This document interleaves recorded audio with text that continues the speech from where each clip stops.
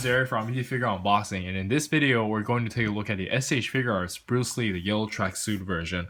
We all knew this one was coming out because, you know, it's pretty iconic and they do have the whole Bruce Lee line, but I would really like to see other characters as well. Maybe Jet Li, Jackie Chan, Donnie Yen.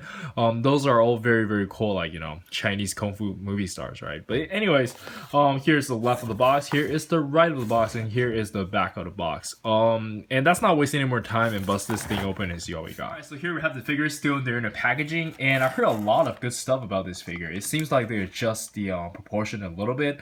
Not that the first one was bad, but it just keeps getting better.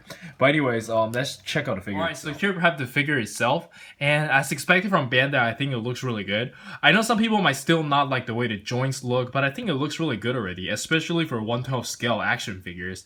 S.H.Figuarts is all about posability, so they have to sacrifice some looks, or else the figure is gonna cost around like $100. But anyways, let's just take a closer look at the figure. I really like the way it looks. I love the sculpt. The 3D printing technology looks really good, and I love all the details on the body. It looks really nice. Yeah, I do have some quality control issue with these black dots, which I hear people talk about on the forums. It looks like it's really bad for some people, but I only have this. And compared to the previous one, I feel like I wouldn't say this one is like significantly better, but you can obviously tell the technology is getting better very fast. But this one looks really good too. So I will just consider this one as a younger version of Bruce Lee, whereas this one is a little bit more mature, right? But anyways, let's jump straight into the articulation. Alright, so for the articulation, let's quickly go over from the neck down.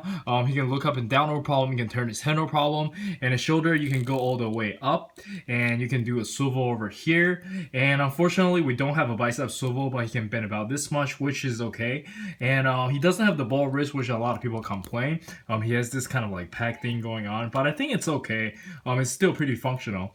And he can lean backwards about this much and lean forward about this much, which is kind of okay. It could be better. And the hip can move around as well, and everything feels pretty solid, especially the lower body. We do have the 2.0 you know, hip over here, so you can do that and then kick up, and then you do have a swivel. My first Bruce Lee is very loose for the lower body, so I really like that they improved this part.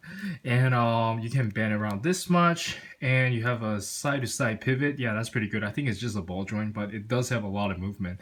And you do have the toe hinge. And yeah, that's it for the articulation, and let's jump straight into the accessories. Alright, so first up we have the default phase where he's staring to the left, and it looks pretty good. And next up we have a smiling face that's also staring to the left, and it looks really good. It has that cocky look from Bruce Lee, right? It looks very nice. Alright, so next up we have the shouting face, which I think looks a little bit troll. I can imagine people trolling with this. Alright, so lastly we have a smiling face, and it's really nicely printed as well, but it looks a little bit creepy, to be honest. I can imagine people trolling with this as well. But yeah, anyways, let's move on. Alright, so for the interchangeable hands, we get a pair of these style opposing hands, and it looks really good. I like it. Very nicely sculpted too. You can see all these like details, like all the veins and stuff. It's nice. Alright, so next up we have a pair of display open hands, and you can use these as, you know, maybe when he's blocking or something. It's very cool, very useful. So next up we have another pair of display open hands, and I really like these. It's probably my favorite by far. It's like, you know, when he's doing some power stance, and there's just a lot of stuff you can do with it. It's really cool. I like it. So lastly, we do have a pair of hands for him to hold the weapons, and we do have two nunchucks over here. One is straight and one is kind of like angled, and let's check out what it looks like. Here we have Bruce Lee holding the nunchucks, and I actually do prefer this over the chain ones. It looks really nice. I really like it. So lastly, we have another weapon, and I honestly don't know what this is, and do let me know in the comments, but I think it's a bamboo stick, right? And let's check out what that looks like. Alright, so here we have him assembled with the weapon, and I think it looks really good. I like it. Alright, before we jump into the size comparison, I want to make a really quick point. I really appreciate that Bandai gave us all new accessories for the yellow Bruce Lee, and everything is interchangeable. That is really awesome. Oh yeah, the face is not interchangeable though. Like, you gotta swap the whole head. That's not a big deal because you can still do it. My point is that hopefully they can do that for other characters as well. If you're gonna have the same characters over and over again, hopefully everything is interchangeable, especially for Naruto line and Dragon Ball line. Hopefully they can start doing that.